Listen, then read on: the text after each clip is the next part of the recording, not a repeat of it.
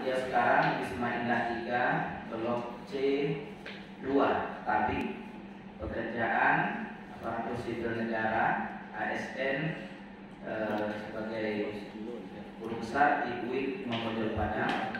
Nomor kontak HP beliau 0813 74 84 2847. Barangkali para guru kami kalau ada yang ingin mencatat ataupun menyimpan nomor HP beliau 0813 74 84 2847. Kemudian email edisafri.pt.p.sati@gmail.com. Nah, kemudian riwayat pendidikan S1 beliau Fakultas Syariah IAIN Imam Bonjol Padang tahun 1981. Kemudian S3 Pasca Sarjana IAIN Syarif Hidayatullah Jakarta tahun 1991. Pengalaman organisasi beliau Ikatan Mahasiswa Muhammadiyah, kemudian pengurus Muhammadiyah sebagai pimpinan wilayah Muhammadiyah Sumatera Barat. Nah, kemudian kita persingkat waktu, kita persilahkan kepada Prof. Edi untuk menyampaikan materi pertama dengan judul metode memahami hadis Nabi atau fiqhul hadis. Kepada yang terhormat Bapak Profesor Dr. Edi Safri, waktu dan kesempatan dipersilahkan.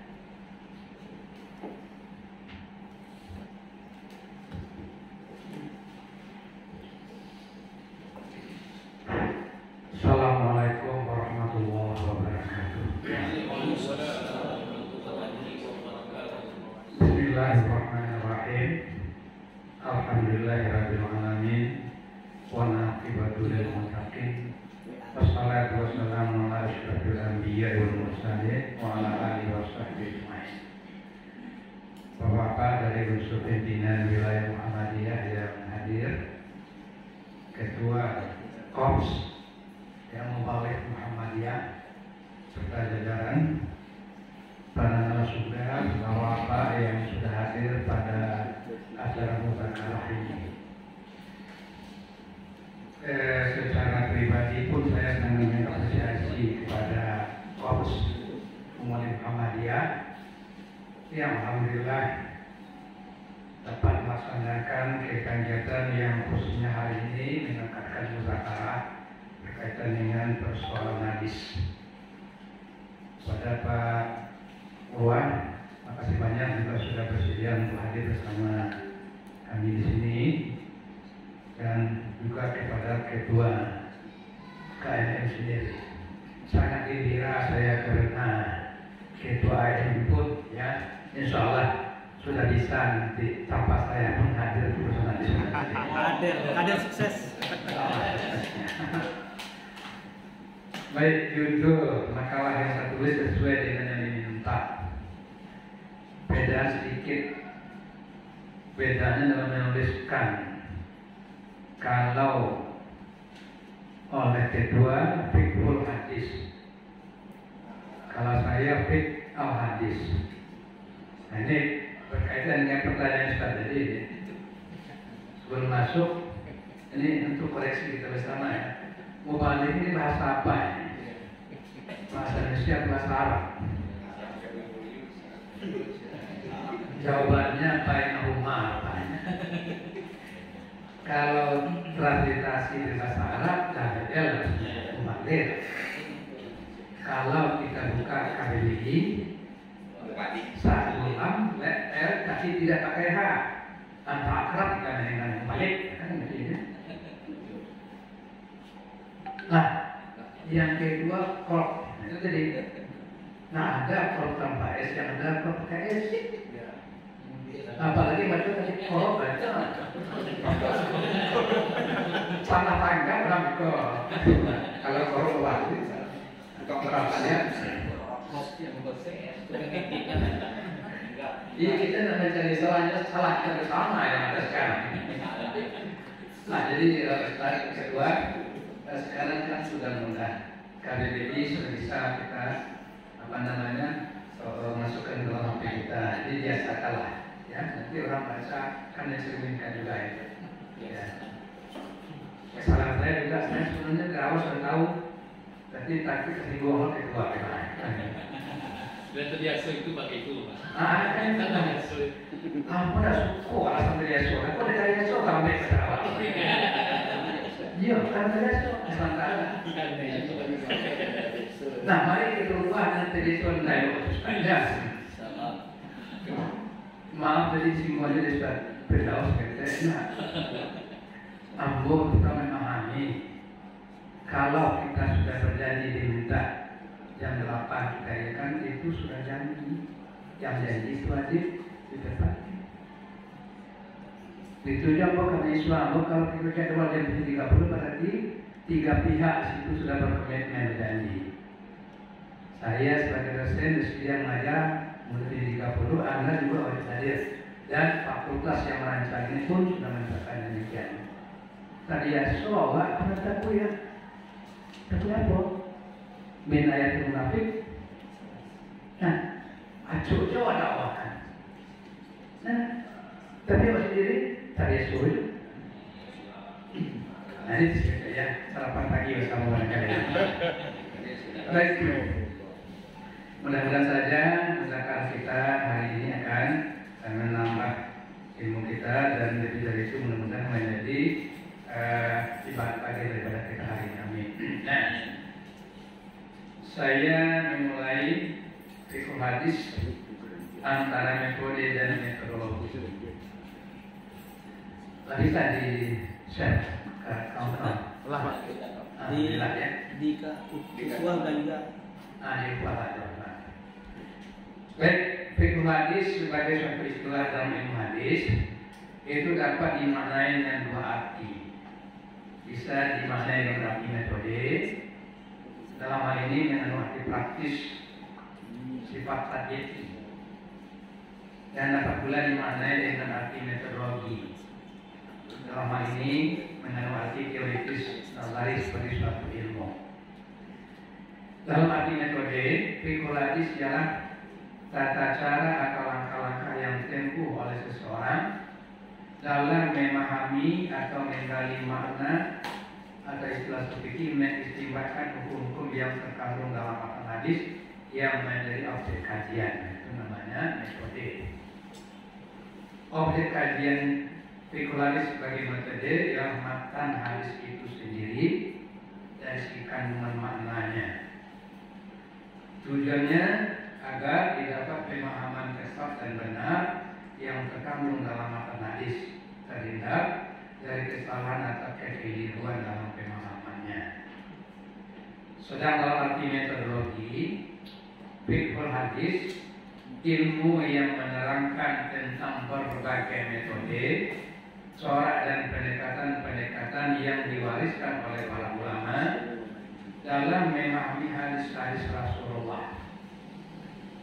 Tujuannya untuk memperluas wawasan keilmuan tentang berbagai metode, berbagai cara, corak dan pendekatan-pendekatan yang dapat digunakan dalam memahami hadis-hadis Rasulullah. Selanjutnya mengantarkan kita untuk dapat memilih metode yang tepat untuk digunakan dalam memahami hadis yang menjadi objek kajian. Ketika kita membaca sebuah hadis, lalu kita ingin memahami, kalau kita memiliki fikih hadis dalam arti metodologi, kita memilih hadis ini cukup dipahami sesuai makna zahirnya. Hadis ini tak mungkin kita hanya bertumbuh pada makna zahir. Kita harus cari makna yang lebih tepat. Baik, ilmu dasar yang harus dimiliki seseorang agar dapat memahami hadis dengan baik dan benar. Pertama, ilmu bahasa Arab. Ini memang tidak bisa ditawar gitu. Karena matan hadis yang menjadi bahasa fikih hadis semua berbahasa Arab. Tidak hadis namanya kalau tidak dalam bahasa Arab. Yang ada terjemahan hadis. Kalau terjemahan hadis itu mungkin sudah masuk ya ide-ide dari penerima yang belum tentu cocok dengan maksud hadis kan. Istilahnya itu adalah itu jalan apa namanya bahasa Arab seperti ya kita cukup bangga juga dengan kegigihan ayah untuk dengan kawan-kawan belajar kitab. Yang kedua ilmu ushul fikih. Karena ushul fikih adalah ilmu alat untuk menggali atau mengistimewakan hukum dari dalil sahih, apakah Quran ataupun hadis. Kedua-duanya banyak kita yang memahami saja. Bahasa Arab maupun ushul fikih. Ketiga, cabang-cabang ilmu hadis terkait ilmu sababul hadis, ilmu gharibul hadis, ilmu maqtubul hadis, ilmu nasib mansukh hadis. Yang di samping itu hendaklah dilengkapi pula dengan pengetahuan tentang syarah hadis yang diwariskan oleh para ulama sehingga diketahui mana-mana pemahaman yang muttafaq alaih dan mana yang mutafid dalam memahami hadis. Sebentar. Sekarang saya masuk ke pemahaman tekstual. Dalam ini saya komentari sebagai langkah awal dalam pemahaman hadis. Dalam proses pemahaman hadis, pada tahap awal setiap hadis terlebih dahulu harus dipahami berdasarkan makna zahirnya, yang lazim juga disebut dengan makna tekstualnya. Ini bukan tidak baik pemahaman tekstual itu. Bahkan yang pertama itu yang harus kita perhatikan dulu. Dan itulah sesungguhnya makna dasar dari suatu hadis. Apa itu makna zahir? Makna zahir ialah makna yang cepat ditangkap oleh masyarakat pengguna bahasa ketika kata-kata atau kalimat itu diucapkan, karena sudah menjadi pengetahuan umum bagi mereka. Kalaulah disebut gajah, tak terbayang bahwa binatang yang paling besar tubuhnya bertempat beberapa lain. Enak. Tapi seketika ditambah lama 10 gajah kalau kita bayang aja dulu. Enggak. Lama 10 gajah.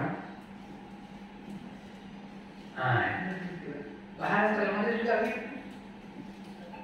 Perlu ketiga rasionalnya. Baik, makna zahir itu ada kalanya terambil dari makna lugawi secara bahasa lihat di kamus-kamus Arab. Ada kalanya juga dari makna istilahi, seperti kata salat yang secara bahasa dalam bahasa Arab bermakna doa.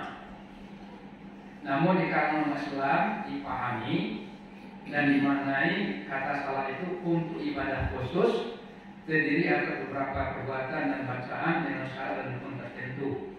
Diawali dengan takbir ihram dan diakhiri dengan salam. Kalau tanya panggilan salam, tapi berdoa ada. Baik menandakan ibadah itu namanya terambil dari istilahi. Dan ada kalanya pula terambil dari mana urfi, yakni mana yang berlaku sesuai uruf di kalangan masyarakat tertentu.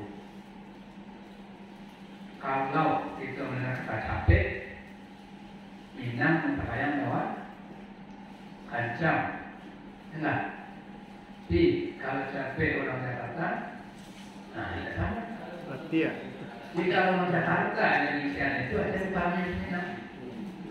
Jadi atau capek itu diucapkan orang Minang di komunitasnya kan ada dipahami dengan capek Jakarta. Nah itu namanya dari orangnya. Makna zahir ialah makna yang harus diperpegangi dari matan hadis selama tidak bermasalah. Itu kuncinya. Kita lebih dahulu memperhatikan makna zahir dan memang itu yang harus kita perpegangi dengan catatan tidak bermasalah. Ya bahkan meskipun hadis itu memiliki saluran. Yang dimaksud dengan selama tidak bermasalah, apa itu? Bahwa makna zahir hadis itu tidak menyalahi ayat Al-Quran, tidak menyalahi ayat makhluk lainnya, dan tidak menyalahi maqasid syariah ataupun pertimbangan logis lainnya. kaidah yang digunakan dalam pemahaman makna zahir tekstual ini adalah al-ibratu bi umumil lafzi la bi khususi sabab. Makna yang dipandang ialah makna umum yang dikandung lafaz, bukan makna yang dikehendaki kekhususan sebabnya. Contoh, ada hadis Ibnu Umar. Qala Rasulullah SAW, la yahtubu ahadukum ala khitbati akhihi hatta yatruka aw ya'zana lahu.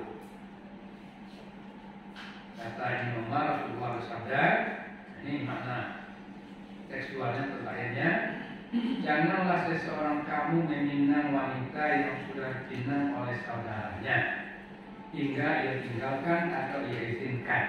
Hadis riwayat Bukhari. Hadis ini cukup dipahami sesuai dengan makna zahirnya,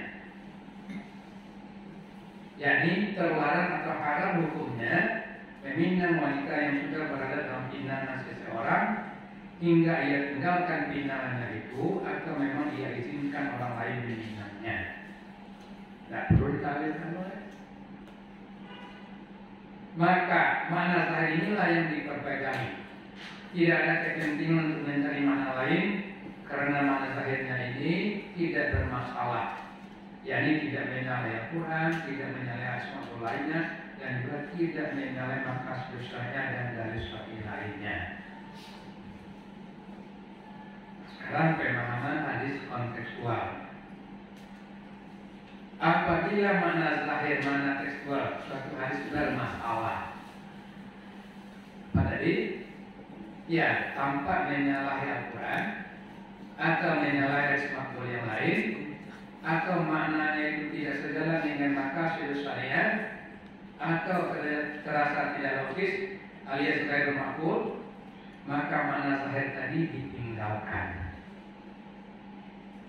Kita beralih kepada makna lain yang secara umum disebut dengan pemahaman kontekstualnya.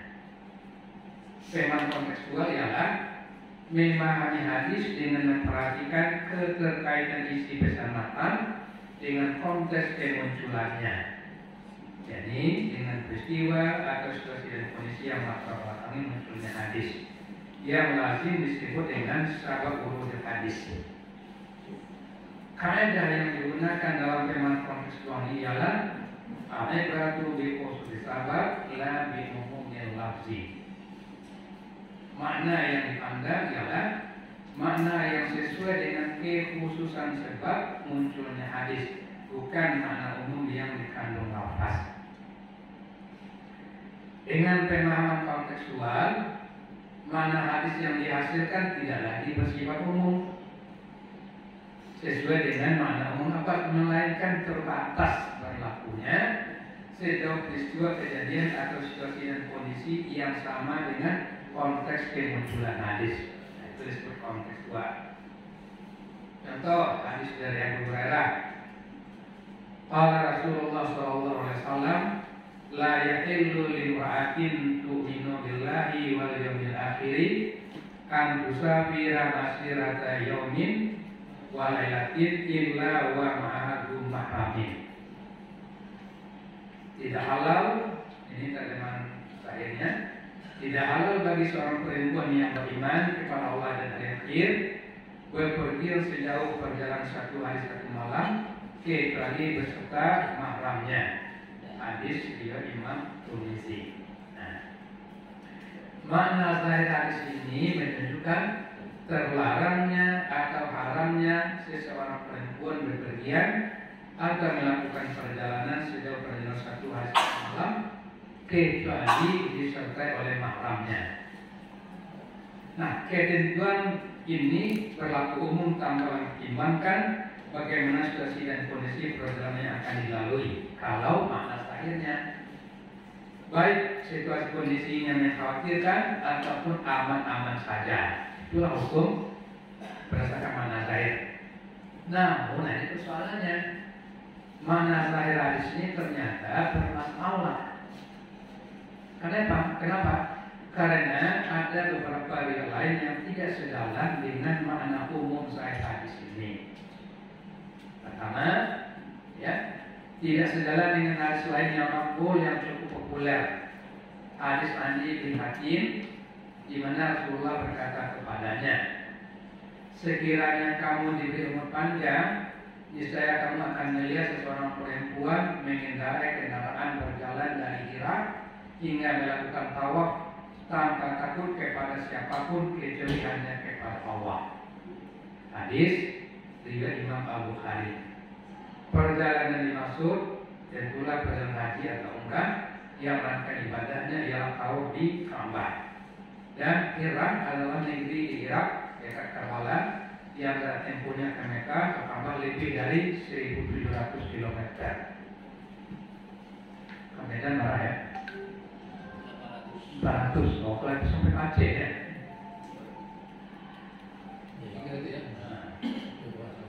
Iya. Kedua, ada riwayat bahwa Umar bin Khattab pernah mengizinkan istri Rasulullah pergi haji dan umrah tanpa disertai oleh mahramnya. Tapi Umar mengutus Utsman dan Abdurrahman bin Auf untuk menyertainya, tapi dia bukan mahram. Baik, dari dua riwayat ini jelas membolehkan seorang perempuan berpergian meskipun tidak disertai mahramnya. Menyalahi hadis Abu Hurairah yang pertama tadi, yang menuntut perempuan bila hendak berpergian agar didampingi oleh mahramnya. Oleh karena itu, mana zahir hadis Abu Hurairah yang pertama tadi, demikian juga hadis Adi bin Hatim dan riwayat Umar bin Khattab, yang ditinggalkan mana zahirnya dan dicari makna lain yang menunjukkan kesedarannya, sehingga kedua versi riwayat di atas sama-sama dapat dipakai sebagai dalil atau hujah, karena kedua versi riwayat itu sama-sama hadis maqbul. Nah, mungkin suatu hadis maqbul akan bertentangan dengan hadis maqbul lain. Kalau ada, itu hanya sekedar makna zahir, bukan makna hakikat.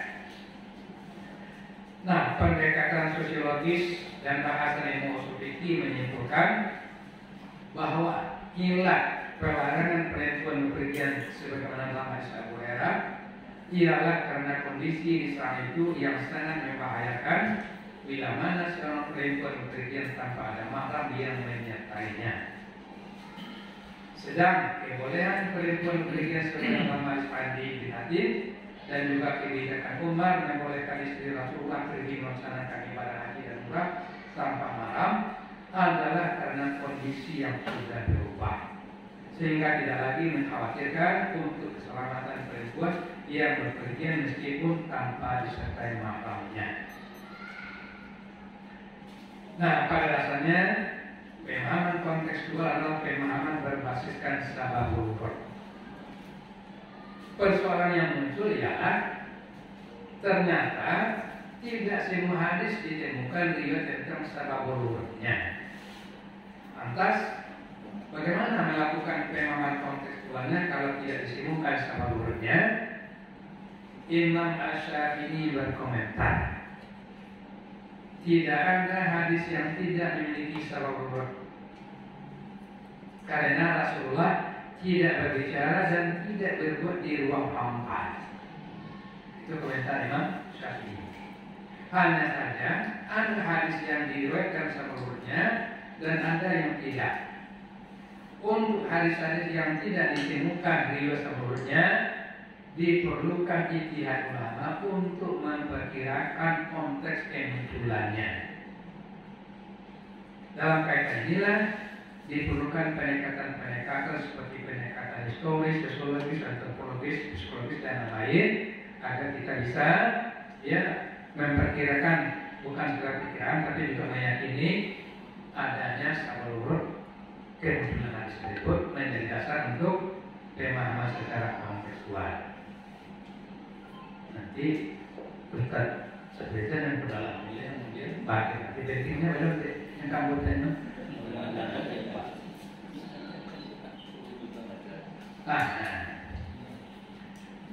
Lalu pemahaman hadis substantif filosofis. Pemahaman hadis substantif filosofis ialah memahami hadis untuk menemukan makna yang substansial atau makna yang paling mendasar yang dikandung matan hadis, untuk selanjutnya cakupan makna kandungan hadis tersebut dapat diperluas dan dikembangkan melalui pendekatan analisis filosofis yang dapat dipertanggungjawabkan, yakni diyakini kebenarannya secara metode berpikir ilmiah atau rasional, yang substantif filosofis.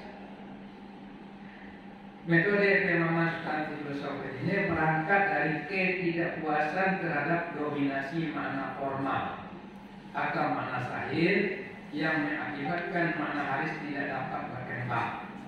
Sementara hadis makna di Al-Quran adalah sumber ajaran agama yang menjadi pegangan umat Islam sampai ke akhir zaman dengan berbagai persoalan yang muncul seiring perkembangan masyarakat dan kemajuan zaman. Ini sebagai salah satu contoh. An Abi Bakrah radhiyallahu anhu qala sami'tu Rasulullah sallallahu alaihi wasallam yaqul la yahkumu ahadukum baina tsnaini wa huwa khatban.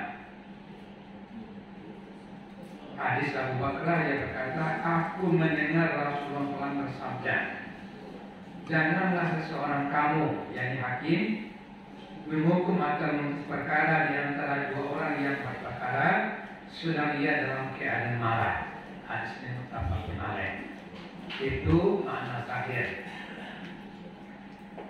Makna zahir hadis di atas ialah terlarangnya hakim atau qadhi untuk menuntut perkara yang diadilinya apabila ia sedang dalam keadaan marah.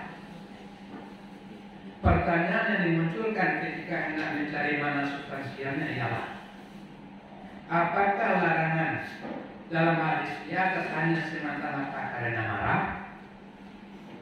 Bagaimana kalau hakim itu tidak marah, tapi ia justru dalam keadaan bersedih?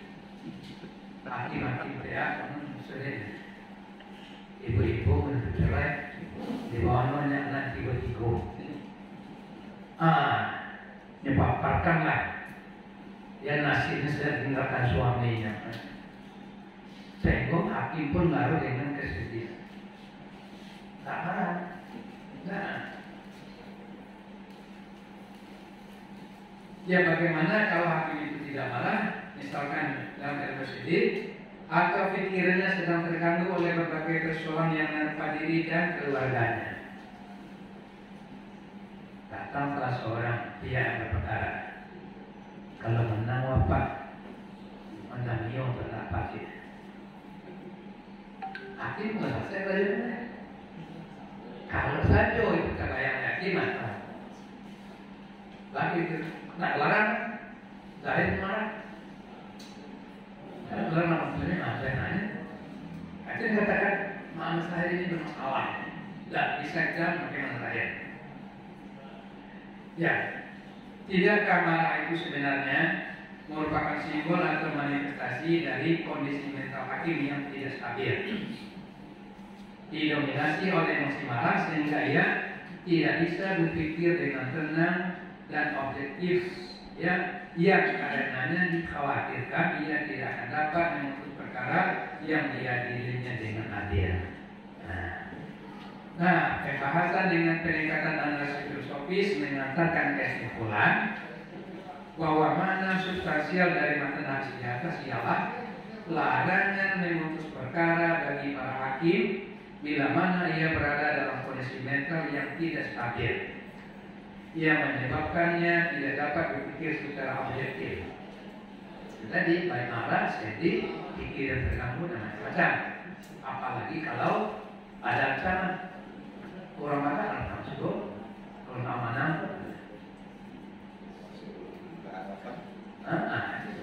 Itu salah. Ya. Nah, kondisi inilah yang dikhawatirkan ia tidak akan dapat menutup perkara dengan objektif dan adil. Marah hanyalah salah satu simbol keadaan mental hakim yang tidak stabil. Jadi, baik dalam kondisi marah atau sedih, ataupun dalam keadaan pikiran yang terganggu oleh hal lain, hakim dilarang mengadili dan memutus perkara yang diadilinya berdasarkan pemahaman substantif terhadap hadis di atas. Boleh jadi Bapak sekalian, itu pula pemerintah. Kenapa dari hakim itu di pokok saja 2 kali dari ASN? supaya macam-macam dia pikirannya ketika mengenai perkara. Ya, ada kan orang nanti anu kali itu, sama kali. Bukan dipercaya hakim. Mahasiswa nama aja baru lo jadi hakim, ada lagi berapa pikir bahwa besar. Ya, nah, kalau kebijakan pemerintah nampaknya mendukung ya supaya hakim itu betul-betul bisa ya konsentrasi dengan penuh sehingga dia bisa memutuskan perkara dengan objektif. Nah, itu tanya. Tapi yang dasar manusia tidak berpikir pasti kan di sini. Sekarang tambahan menarik ini contohnya sangat mudah. Al-muslimu man salima muslimuna, muslim yang sungguhnya muslim yang selamat, ya, yang selamat muslim lain dari gangguan lidah dan tangan. Luar cuma disebut lidah dan tangan, kaki langsung. Nah, makna substansialnya lidah itu gangguan yang bersifat abstrak, yang disakiti itu perasaan. Yolah lidah sakit diam. Piparannya ini mana-mana tidak hati. Orang warga ketemu iyo keluar sama, yang keluar itu ada hitam, banyak posen tak lah kira. Tidak disebut dalam hadis. Kalau mana terakhir, kalau lidah itulah lidah itu yang disakiti perasaan. Dan tangan itu anggota tubuh yang sangat aktif mengganggu dan menyakiti orang. Sifatnya sifat fisik material. Nah, ke situ kita gali makna di situ. Nah, sehingga harus menjadi luas maknanya. Nah, ya, bisa tambah. Nah, sekarang tema manis ini yang pokok-pokok yang perlu disampaikan. Tadi adalah makna zahir, kemudian makna kontekstual dan substantif. Pemahaman hadis tematis murni ialah pemahaman hadis berdasarkan tema tertentu, di mana hadis-hadis yang terkait dengan tema yang dibahas diganti keterkaitan makna yang satu dengan yang lainnya untuk mendapatkan pemahaman yang utuh dan komprehensif. Pemahaman hadis tematis ini diperlukan apabila kita ingin mendapatkan jawaban yang utuh dan komprehensif terhadap suatu masalah dari perspektif hadis-hadis Rasulullah. Adapun langkah-langkah memahami hadis secara tematis ini, pertama tetapkan tema yang akan dibahas. Misalnya tentang bab ayat usul ibu bab masih sekarang dari bentuk hadis. Kedua, menghimpun hadis-hadis terkait tema atau terkait masalah yang dibahas dari berbagai kitab sumber yang berkompeten. Al-Masdar Asli. Ketiga, mengkritisi kehujanan hadis yang dihimpun dan mengambil yang memenuhi syarat sebagai hadis maqbul. Kemudian melakukan kategori hadis dan memahami masing-masingnya berdasarkan spesifik mana yang kandungnya. Diperhatikan mana khusus dari masing-masing hadis, kemudian dicari nanti keterkaitan maknanya. Yang kelima, menelaah keterkaitan mana antara yang satu dengan yang lain, seperti mentafsirkan hadis yang mengandung makna umum dengan hadis yang mengandung makna khusus, yang mutlak dengan yang muqayyad, yang mu'am dengan yang lain, dan konteks berlakunya makna masing-masing hadis. Terakhir, mengambil kesimpulan tema yang sifat komprehensif. Banyak hadis yang terlibat tentang masalah kesusuan tadi. Boleh tidak? Secara dasar ulama akan berpendapat menyusui yang mana tidak boleh. Menyusui langsung maksudnya dari ya susu ibu atau sekadar minum air susu. Ini yang menurut sekarang ini. Ulama yang mengatakan yang dimaksud adalah asal meminum air susu, maka tidak ada toleransi sama sekali haram atau masih itu. Pendapat kedua, yang dimaksud di situ bukan sekedar minum air susu, tapi si bayi menetes langsung kepada susu si ibunya. Karena itulah dia merasakan seolah inilah ibu kandungku. Kelompok kedua membolehkan non-asi itu. Anak mana Pak? Gitu ya. Nah, tinggalkan tidak usah. Baik. Nah, sekarang tema khusus hadis Muttalib dan Tanwa Ibadah. Hadis-hadis Muttalib, hadis-hadis dan hadis Tanwa Ibadah adalah hadis-hadis yang memiliki persoalan spesifik, dan karena itu untuk dapat memahaminya dengan baik perlu dipedomani metode primat khusus yang telah diwariskan oleh para ulama terdahulu. Hadis-hadis Muttalib, hadis-hadis makbul yang saya bahasan, yang makna lahirnya satu dengan lainnya tanpa saling bertentangan, namun makna sesungguhnya tidaklah bertentangan. Oleh karena itu perlu dicari pengembangan maknanya dengan cara atau diselesaikan dengan cara-cara yang logis. Salah satu contoh hadis Muttalib adalah hadis tentang larangan dan kebolehan buang hajat dengan posisi menghadap ke belakang kiblat. Dalam hal ini ditemukan hadis dari Hurairah, riwayat Imam Muslim, an Nabi Hurairah radhiyallahu anhu an Nabi sallallahu alaihi wasallam qala idza jalasa ahadukum li hajatihi fala yastaqbil qiblata wala yastaqbilha.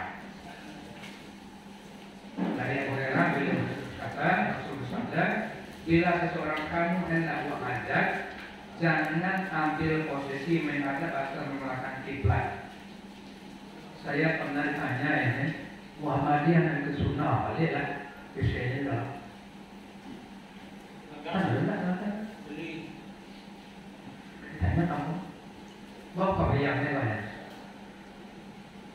Kau memang tak satu, memang sama. Nah, saya baiknya itu yang pertama.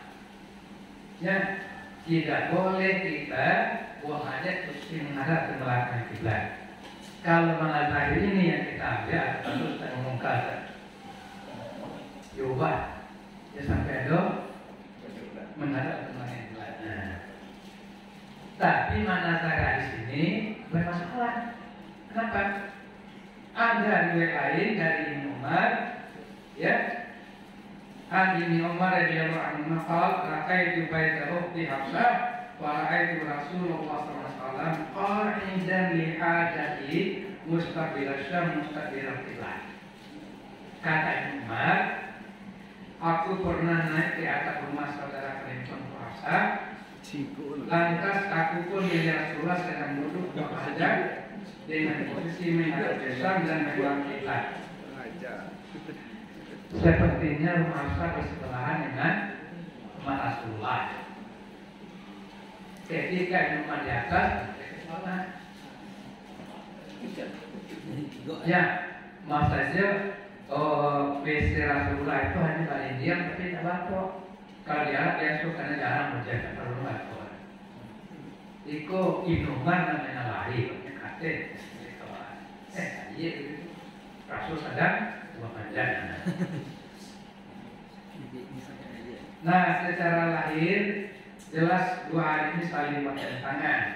Karena dalam hadis pertama Rasulullah melarang menghadap dengan posisi menghadap atau menghadap kiblat yang memfaedakan hukum haram kalau zahir hadis pertama. Sedang dalam hadis kedua sebelum diceritakan oleh Umar, Rasulullah sendiri yang melakukan hajat dengan posisi menolakkan kiblat yang berarti membolehkannya. Kedua ini sama-sama sahih, betul. Dalam mencari penyelesaiannya, Imam Syafi'i menjelaskan bahwa hadis pertama larang menghadap menghadap dan belakang kiblat sesuai sebelumnya berlaku untuk orang-orang yang menghadap di tempat terbuka. Konon kata Syafi'i hadis itu muncul ketika Rasul dan sahabat jalan-jalan di padang pasir, banyak orang nama rombong buang hajat. Nah, kita orang Muslim kasalah, masih mana buang hajat.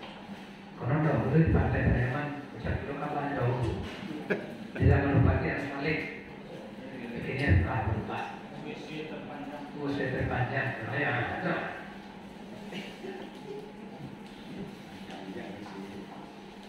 Baik, lanjutkan. Jadi, ya, berlaku untuk orang-orang yang menghadap di tempat terbuka, termasuk tanpa dinding penutup. Sedangkan hadis kedua yang membolehkan sesuai konteks kemunculannya berlaku untuk orang-orang yang menghadap di tempat tertutup atau berdinding, sebagaimana Rasulullah menghadap di tempat menghadap keluarganya berdinding namun tidak beratap. Dan kebetulan ketika Umar naik ke atas atap rumah saudaranya yang bersebelahan, terlihat dari atas atap Rasulullah sedang berada di posisi belakang kiblat. Jadi dengan memahami masing-masing hadis sesuai konsepnya, niscaya ditemukan pengobroliannya. Adilah, jawaban tadi. Jadi bukan perawatkanlah pada dia tapi masing-masing ada lucunya, tak mau menerima kedua ini. Dia lakukan cara tadi. Ada yang pertama itu kuat.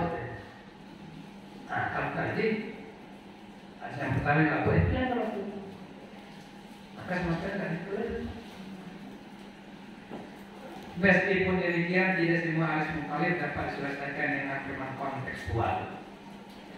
Oleh karena itu, secara garis besarnya penyelesaian terhadap mukhalif ada dua. Pertama, penyelesaian kompromi al-jamu tauhid, dan kedua penyelesaian kompromi. Penyelesaian cara kompromi dapat berupa pendekatan kaidah kebahasaan dan institusi dengan firman kontekstual seperti di atas dan dengan firman kolatif dan metode takwil. Sedangkan penyelesaian kompromi dapat ditempuh dengan menggunakan nasah bila mana syarat nasah terpenuhi dan dengan metodologi tarjihnya. Ini khusus tentang hadis-hadis tentang ibadah. Hadis-hadis tentang ibadah, hadis-hadis yang menerangkan praktek ibadah tertentu yang dilakukan atau diadakan oleh Rasulullah, namun satu dengan lainnya terdapat perbedaan versi, baik menyangkut amalan, variasi bentuk amalan, maupun menyangkut bacaan yang dibaca atau variasi bacaan. Ini yang melihat anak-anak muda takbiratul ihramnya di depan dato saya. Sedikit saja. Itu yang banyak. Termasuk juga nasi muda Muhammadiyah. Padahal paling tidak ada tiga. Di depan ada, kita tambah ada. Ya ujung nyempol saja dengan tapi tidak tahu ada itu yang banyak ini. Nah, tentang ibadah dalam itu amalan misalnya ini yang sederhana nih, tata cara guru Rasulullah dalam riwayat Umar disebutkan Rasul melaksanakan wudunya masing-masing hanya satu kali saja. Dalam riwayat Abdullah bin Zaid masing-masing dibasuh 2 kali. Dan menurut riwayat Utsman masing-masing dibasuh 3 kali. Sama dengan takdir tadi, ya, tidak persisinya. Tujuh sering dia bertanya bahasa bananya duduk, kataga, bangki kataga, atau tunduk kata, tangan didudukan, kaki didudukan. Banyak sekali kalau tanah ibadah. Asalnya, ya. Nah, kemudian dalam itu baca dan dibaca.